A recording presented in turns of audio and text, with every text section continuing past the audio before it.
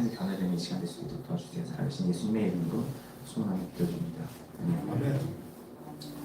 오늘 시간에는 고난이 유익이 되려면이라는 제목으로 나눔을 갖도록 하겠습니다. 평소보다 나눔이 좀 길 것 같은데요. 그래서 만약에 화장실 가시고 싶으시면 언제든지 가시면 됩니다.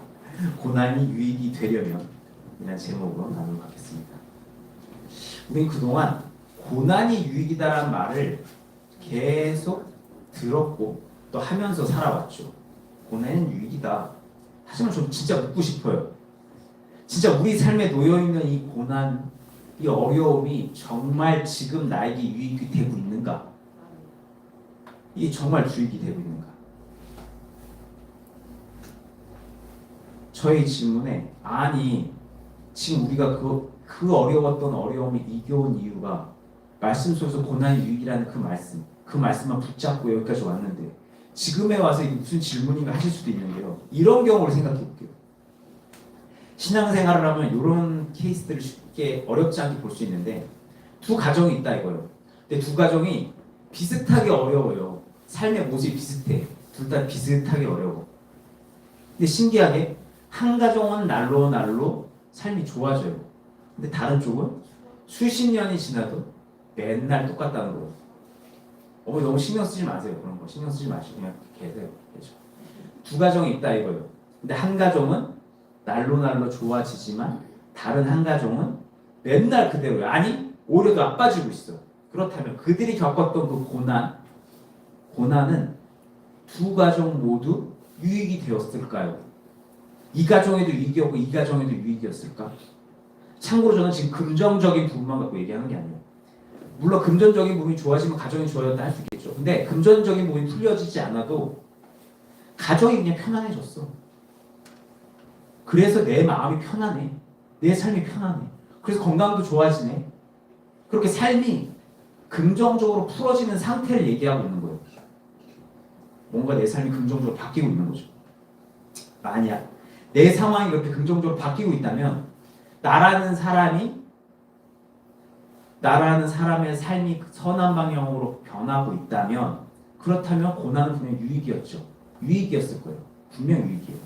하지만 수십 년이 지나도 맨날 그 상태야. 변한 게 하나도 없어. 맨날 힘들어. 그렇다면 그들에게 과연 그들이 겪었던 고난이 어떤 유익을 줬냐는 거예요. 고난이 유익이야? 근데 유익이었냐는 거죠. 맨날 똑같이 겪고 있는데 도대체 어떤 유익을 줬냐는 거예요.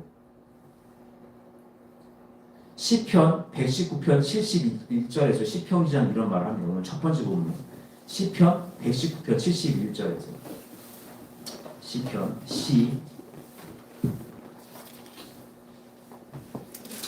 119편 71절에서 함께 읽겠습니다. 시작. 고난당한 것이 내게 유익이라 이로 말미암아 내가 주의 은혜를 배우게 되었나이다. 아멘. 시편 기자가 얘기하죠. 고난이 유익이었다. 내게 유익이었다. 근데 우리는 이걸 갖고 얘기합니다. 네, 고난이 유익이다. 그런데요. 우리 분명히 제대로 봐야 돼요. 시편 기자는요. 그냥 고난이 유익이었어 라고 말하는 게 아니에요. 그렇게 말하지 않았어요. 시편 기자는 고난이 유익이었다고 말하고 나서 자신이 겪었던 고난이 왜 유익이었는지를 분명히 기록하고 있어요. 그냥 고난이 유익이야 라고 말한 게 아니라 이래 해서 고난이 유익이었어 라고 말을 하는 거예요. 그렇다면 시편 기자는 자신이 겪었던 고난이 왜 유익이었다고 얘기를 했을까? 왜? 주의 율례를 배우게 되었어. 주의 율례를 배우게 돼서 유익이었어 라고 말을 했던 거예요. 그냥 고난 자체가 유익이었다고 말했던 게 아니라 내가 고난을 당했어. 당하다 보니까 그게 유익이었다. 왜? 내가 그 고난을 통해서 주의 율례를 배웠거든 이라고 말하고 있는 거예요. 그래서 저는 이 시간 단도직입적으로 단어만 말씀드리겠습니다. 지금 겪고 계신 그 고난, 어려움, 아픔 겪고 오셨던 거 다 유익이라고 말할 수 없다는 거예요. 신앙생활 가운데 고난을 겪으면 다 유익이다? 이거 아니라는 거예요. 그럼 어떤 게 유익이냐? 무언가 얻는 거, 얻었다는 거, 얻었던 그 고난, 무언가를 얻을 수 있는 고난. 그러니까 고난 속에서 똑같은 고난이어도 무언가를 얻을 때만이 그게 유익인 거예요. 그냥 고난 아니 얻을 때 그게 유익인 고난인 거예요. 맨날 똑같아. 배우는 게 하나도 없어. 참 조심스럽게 조심스럽지만 무익한 고난이다라고 좀 말씀드리고 싶어요. 그래서 한번 이 시간 생각해봤으면 좋겠어요. 고난을 겪으시면서 아무것도 얻으신 것도 없고 그냥 투덜투덜 거리면서 힘들다 하면서 오늘에 오셨다면 지나오셨던 그 고난은 무익한 고난이었어요. 아무 의미가 없는 고난이에요. 너무 극단적으로 생각할 수 있는데요. 예, 배운 게 없다면 아무것도 얻은 게 없다면 그냥 고생한 거예요. 우린요, 우리 앞에 놓여있는 고난 속에서 반드시 무언가를 얻을 수 있어야 됩니다. 하나님께서 이 땅에 살 동안만 허락하셨던 단 한 번밖에 경험할 수 없는 이 인생이라는 훈련장에서 반드시 뭔가를 얻어가야 돼요. 이거 기회가 없어요. 인생이 한 번뿐이든 한 번밖에 없는 기회인 거예요. 죽으면 더 이상 기회가 없는 거예요. 그럼 우리 뭘 배워야 할까? 이 인생이란 훈련장에서 고난을 통해 뭘 배워야 할까? 다양한 대답이 있을 수 있죠. 세상에 사는 지혜를 배워야 된다 말하는 분들도 있을 거고, 흔들리지 않는 강한 마음을 가져야 된다 하실 수도 있을 거고, 또 어떤 사람들은 나는 왜 태어났나, 나는 누구인가 이런 철학적인 질문에 대한 답을 고난 속에서 배울 수 있다라고 얘기할 수 있을 거예요. 예, 뭐 그런 걸 얻게 되면 우리는 그 고난에 대해서도 유익하다라는 말을 붙일 수 있겠죠. 하지만 신앙인들은요, 고난을 통해서 오늘 본문의 시편 기자가 같이 주의 율례를 배워야 돼요. 이걸 배워야 되는 거예요. 왜냐하면 주의 율례를 배운다는 건요, 우리가 고난을 통해서 얻을 수 있는 모든 것을 다 얻을 수 있게 되는 거거든요. 세상의 모든 답은요, 세상을 만드신 하나님께 있죠. 그래서 세상의 모든 유익은요, 그분 안에 있어요. 세상에 사는 지혜, 흔들리지 않는 강한 마음, 흔들리지 않는 믿음, 삶을 깨닫는 어떤 삶의 의미를 깨닫는 어떤 철학적인 진리, 다 하나님 안에 다 있다는 거예요. 그분이 만드셨고 그분이 운영하시기 때문에 그분 안에 답이 다 있어요. 저의 이 나눔에 하나님을 잘 모르시는 분들은 혹시라도 듣게 되시면 예수 믿는 사람들 좀 멍청하던데, 미련하던데 그렇게 얘기할 수도 있어요. 근데 우리는 그들보다 뛰어나지 않을 수 있죠. 아니 오히려 그들보다 미련할 수도 있어요. 멍청해요. 무식합니다. 답답해요. 우리는. 하지만 우리는요, 우리를 만드신 하나님으로 인해서 우리가 가야 될 길을 알고 걸어갈 수 있어요. 정도를 알 수 있다는 거예요. 만물을 만드신 그분께서 피조물인 우리가 걸어가야만 하는 그 길을, 사람이 어떻게 살아야 하는지를 우리는 알 수 있다는 거예요. 하나님 만드신 창조주의 뜻대로 어떻게 살아가야 되는지를 우리는 알 수 있어요.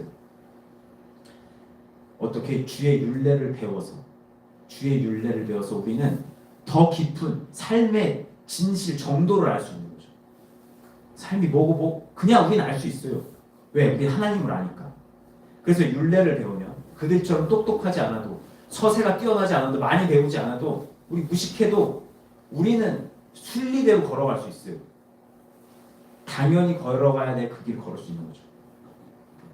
그래서 진짜 하나님께 주신 이 삶을 진짜로 누리며 살 수 있어요.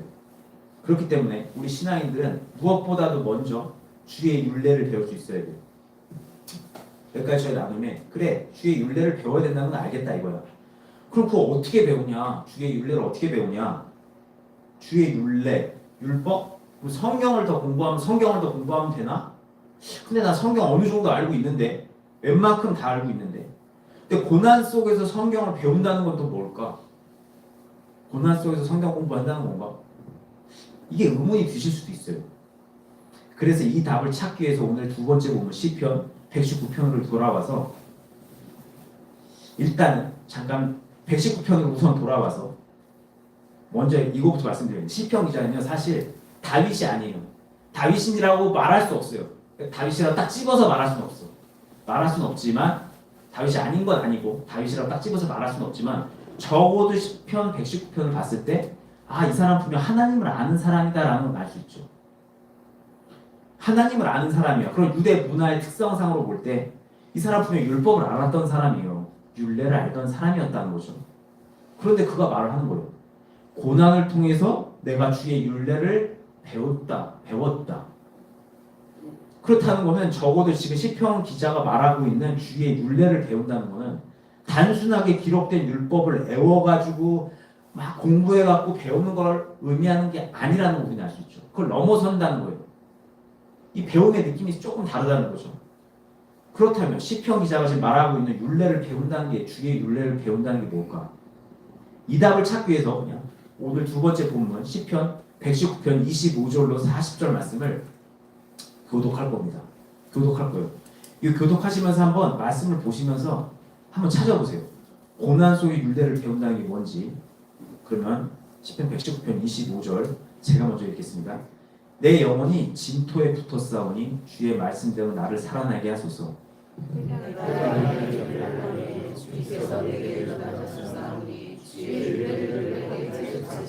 27절 나에게 주의 법도들의 길을 깨닫게 하여 주소서. 그리하시면 내가 주의 기이한 일들을 작은 소리로 읊조리리이다.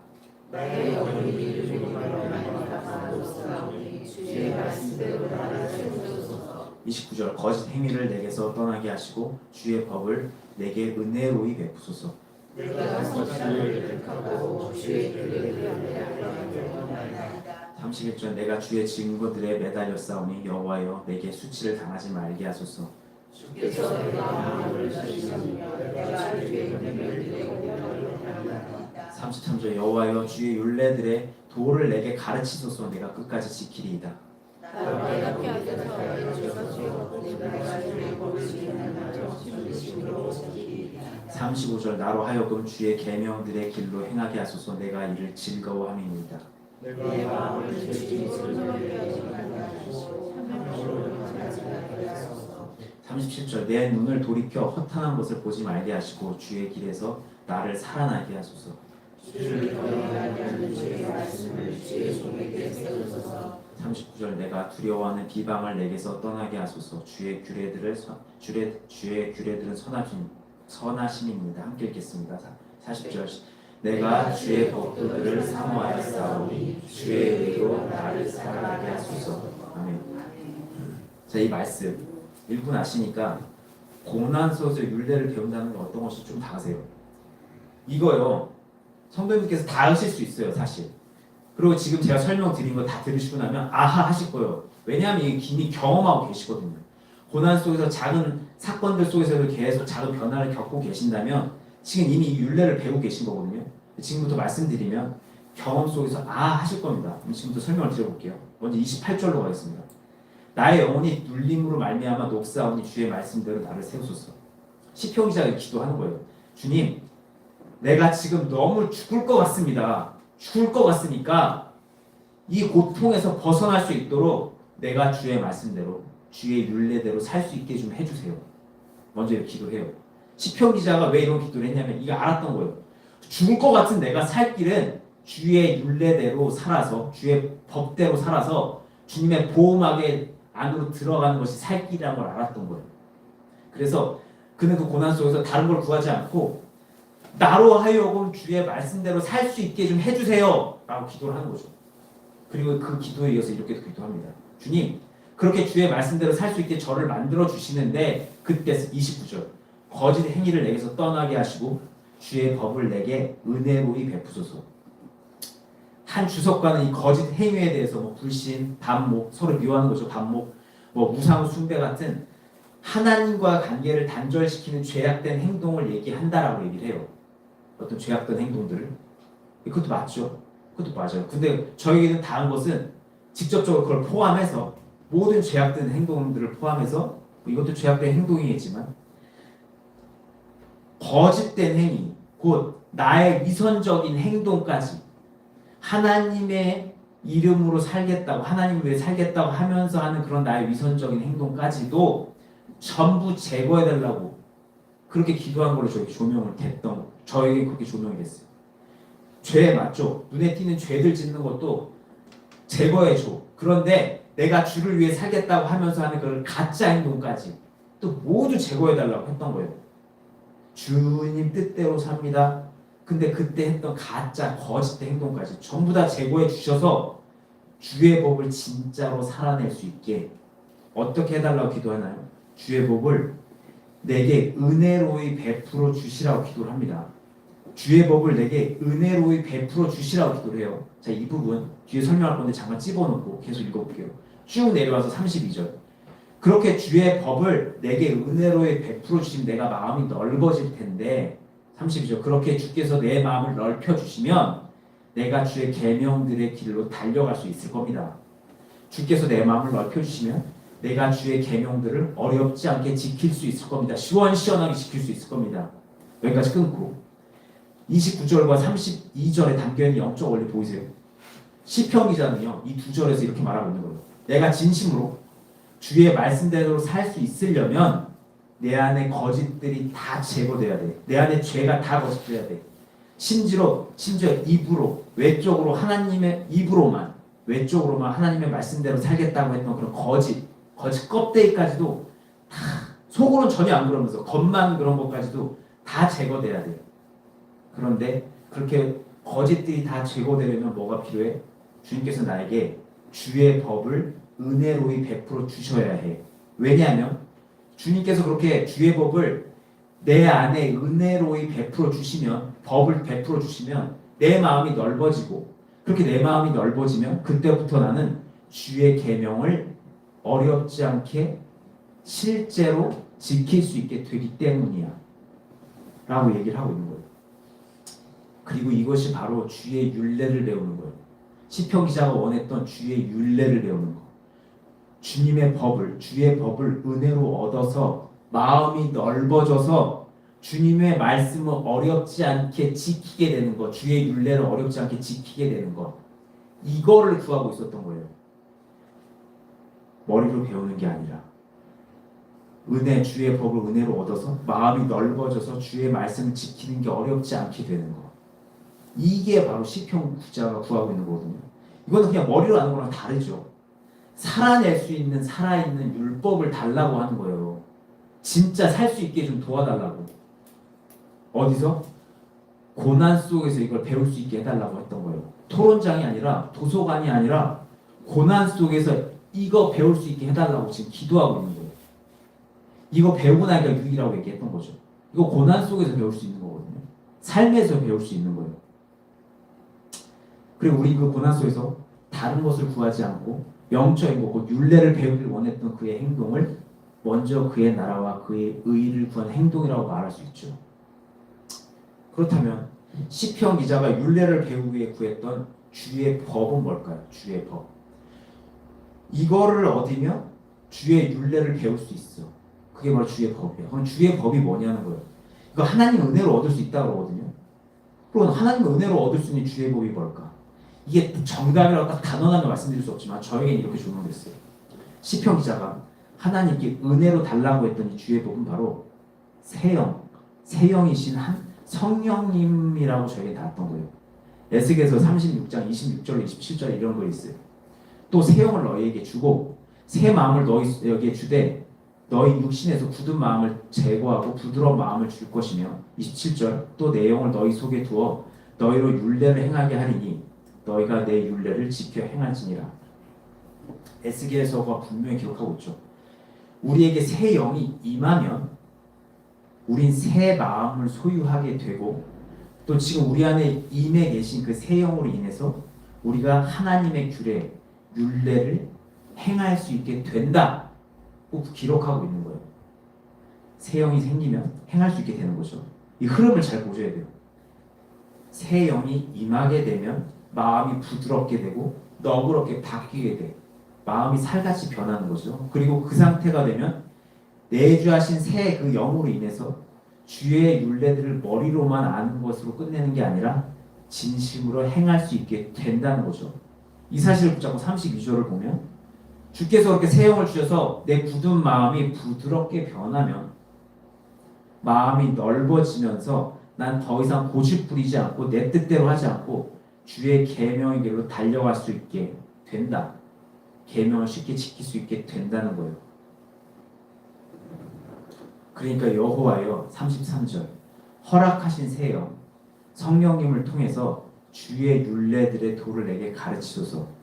그러면 내가 끝까지 지킬 수 있을 겁니다. 34절 허락하신 새 영 성령님의 조명 가운데 나를 깨닫게 해주세요. 그럼 내가 주의 법을 준행하며 철저히 행하면서 전심으로 진심으로 지키게 될 겁니다. 그리고 35절 나로 하여금 주의 계명들의 길로 행하게 하소서. 내가 이를 즐거워하나이다. 나는 주의 계명을 지키는 것이 즐겁다 이거예요. 즐겁습니다. 그러니까 제가 주의 율례들을 잘 지킬 수 있게 나 좀 도와주세요. 36절 내가 주의 계명들의 길로 행할 수 있게 내 마음을 주의 증거들에게 향하게 하시고 탐욕으로 향하지 않게 해주세요. 흔들리지 않고 주의 계명을 지킬 수 있게 내 마음이 주의 증거들, 주께 주셨던 그 약속들, 살아계신다고 역사하셨던 그 증거들에게만 꽂혀 있게 하시고 나의 인간적 욕심에 향하지 않게 해달라고 얘기하고 있는 거예요. 37절 또 내 눈을 돌이켜 허탄한 것을 보지 말게 하시고 주의 길에서 나를 살아나게 해주세요. 헛된 것, 껍데기, 세상 것들에 빠지지 않고 주의 길 안에서 생명을 얻게 해달라는 거예요. 생명을 길어. 주의 길 안에 생명이 있다는 거죠. 이걸 아는 거예요. 그래서 헛하는 것에 눈 돌리지 않고 주의 길 안에 걸으면서 거기서 생명을 얻게 해달라고 얘기하고 있는 거예요. 말씀대로 살았을 때 죽어있던 내 심령이, 죽은 것 같던 내 심령이, 메말라 있던 내 심령이 살아나는 거 경험해 보셨을 거예요. 죄 지면 메말라 가요. 하나님 안에 있으면 마음이 든든해지죠. 이거 경험해 보셨을 거예요. 하나님 안에, 말씀 안에 생명이 있어서 그래요. 38절 주를 경외하게 하는, 주를 두려워하게 하는, 또 사랑하게 만드는, 주를 높이고 싶게 하는 그 주의 말씀이 성령님의 조명 가운데 주의 종이 제 삶에서 사실이 되게 해주세요.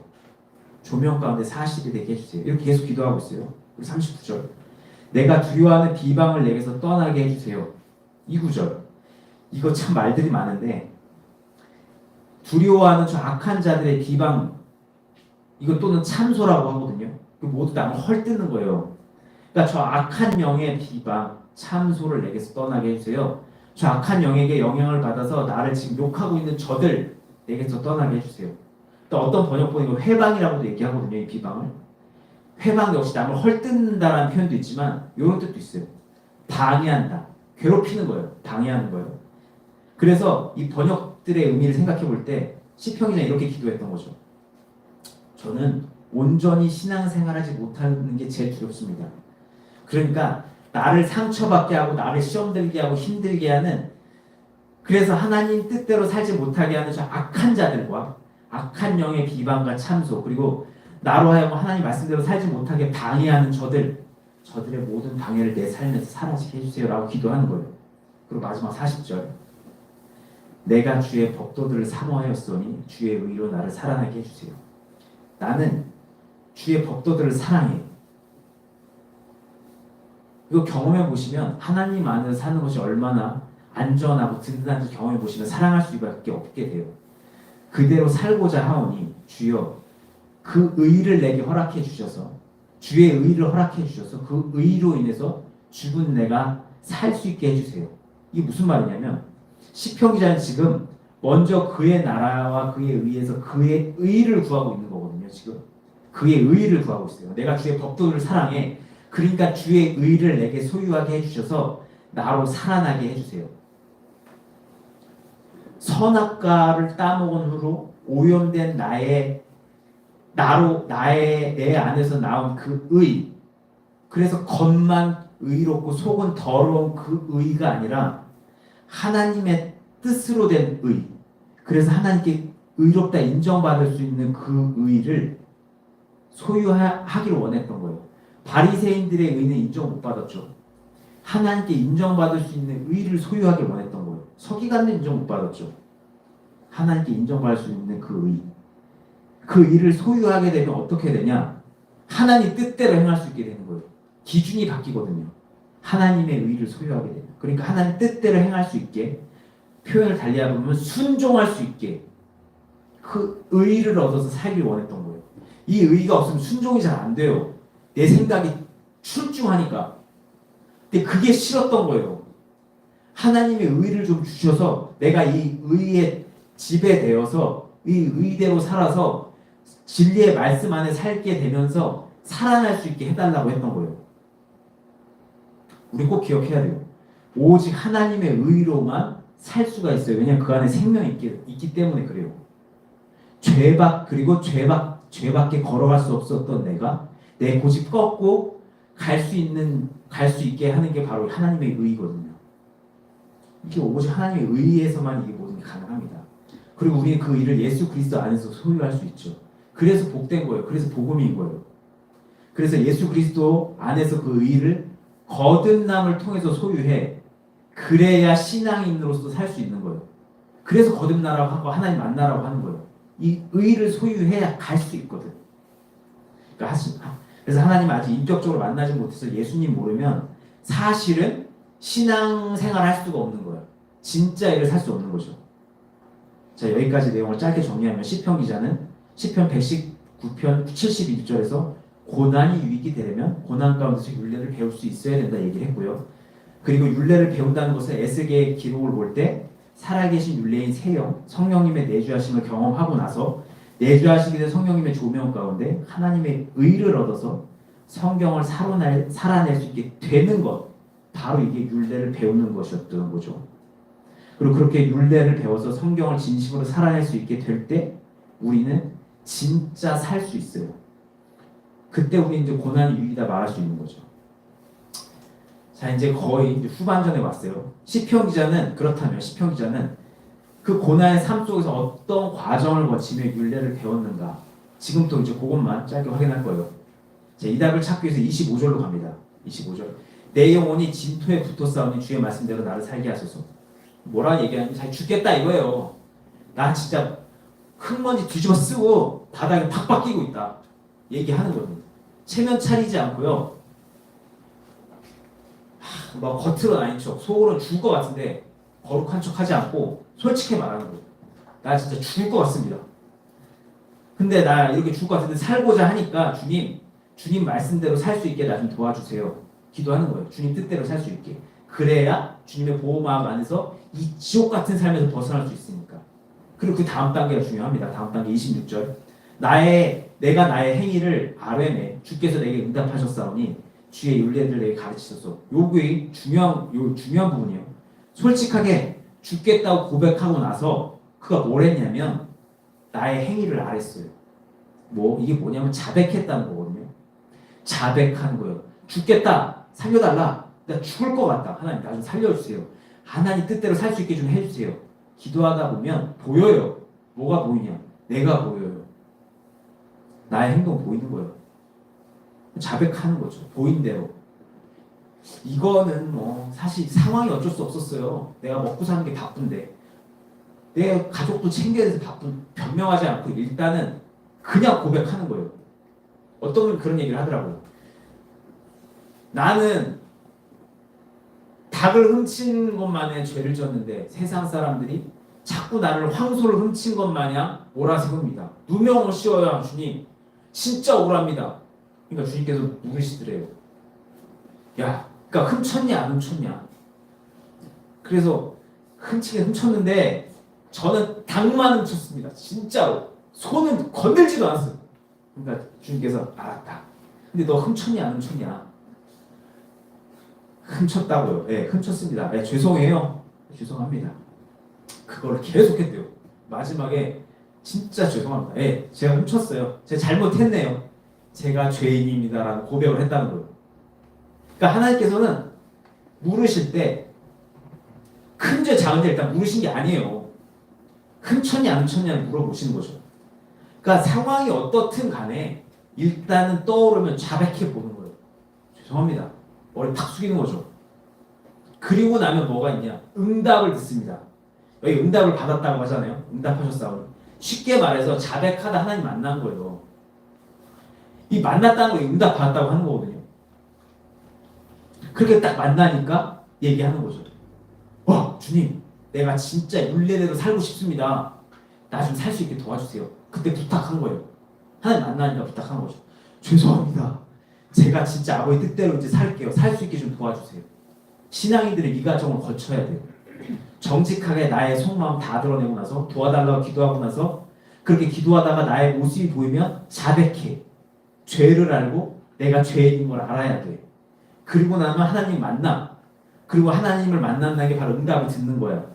저 같은 경우에는 거짓말 이런 응답을 들었거든요. 거짓말. 네 위선자 거짓말.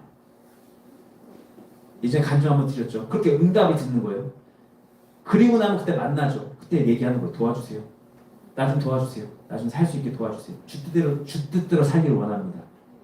그리고 이 과정 가운데서 내 안에 내주하시게 된 성령님의 조명 속에서 율례를 배워가게 되는 거죠. 어떤 식으로 배우냐? 27절. 깨달음으로 배워요. 알게 되는 거죠. 공부해서 아는 게 아니라 깨달아. 조명으로 받는 건 외워서 줄거서 되는 게 아니라 깨달아서 배우는 거예요. 삶에 부딪혀가고 나서 깨달아. 성경의 조명 속에서 배워가는 거죠. 이렇게 배우면 살아낼 수 있는 거예요. 그래서 제가 성도님들께 어떤 분이 저한테 그랬어요. 어떤 목사님이 성경 공부를 엄청 시키고 웨스트민스터를 가르치고 뭐라고 말씀해 주시는데 그거 뭐 왜 이렇게 교회에 뭐가 없어요? 그래서 제가 성도님들께 종종 말씀드렸다시피 어떤 분이 그러시잖아요. 방목한다고. 그게 왜 그러냐면 제가 왜 그렇게 하냐면 부딪혀야 되거든요. 제가 걸어갔던 방식대로 부딪혀가면서 후회하면서 걸어가야 진짜 박히거든요. 인이 박히거든요. 깨닫는 거예요. 제가 아무리 얘기를 해도 이거 듣는 거랑 직접 부딪혀서 조명받는 건 다르거든요. 그러니까 깨달아서 배우셔서 그렇게 배우시면 살 수 있어요. 물론 깨닫고 나서 좀 시간이 필요한 경우도 있어요. 하지만 언젠가 살게 됩니다. 내 아내가 내 남편이 그렇게 살고 그렇게 살아서 좋대.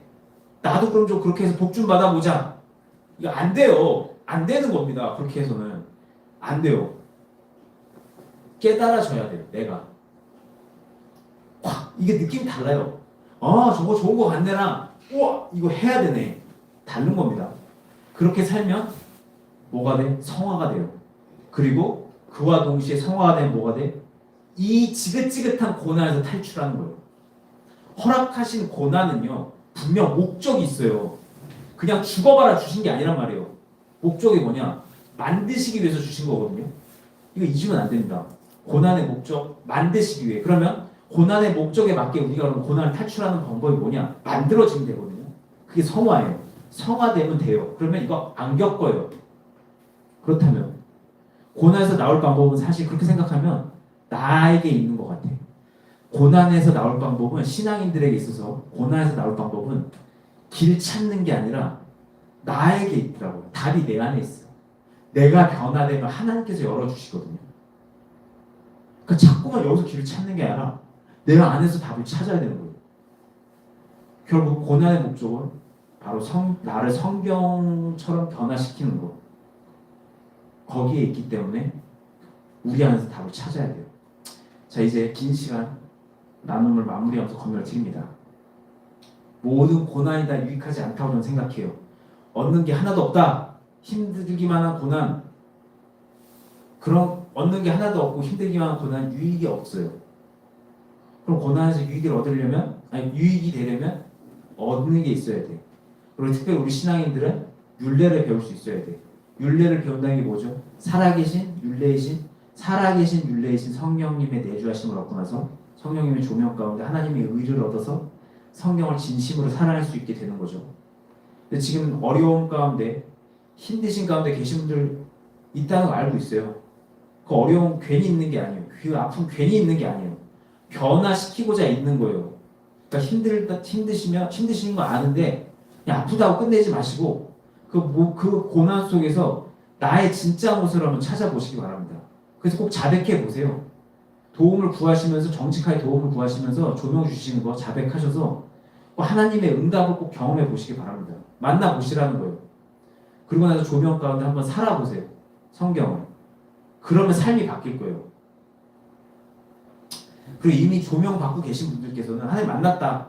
그런 분들께서는 이 시편 기자와 같이 좀 성령님의 조명 속에 말씀대로 살아보겠다고 마음에 결심을 해보시기 바랍니다. 살아내보려고 해보세요. 가만히 있지 마시고 의지를 들여서 한번 살아보려고 해보세요. 억지로 이런 건 아니고 마음에 결심을 해보시라는 거예요. 성령님의 도우심 속에 산다는 건요, 가만히 멍하니 있는데 어느 날 성경이 사라지는 게 아니거든요. 아무리 노력해도 살 수 없는 그 성경이 성령님의 도움이 있으면 괴로움과 후회와 그 고통 속에서 아버지께 도움 구하고 밀고 당기는 과정 속에서 어느 날 변화를 받아 마음이 바뀌어서 살아낼 수 있게 된다는 걸 의미해요. 죽어도 안 되는 게 죽으면 될 수 있게 된다는 거예요. 죽어도 안 됐던 게 죽으면 될 수 있게 된다 정도로 되는 거거든요. 그러니까 하나님께서 해주시겠지 하고 가만히 계신 게 아니라 한번 살아내 보세요. 도움을 구하시는 가운데 괴로워해 보시기 바랍니다. 그렇다면 오늘 나눔은 여기서 마치겠습니다. 기도하겠습니다.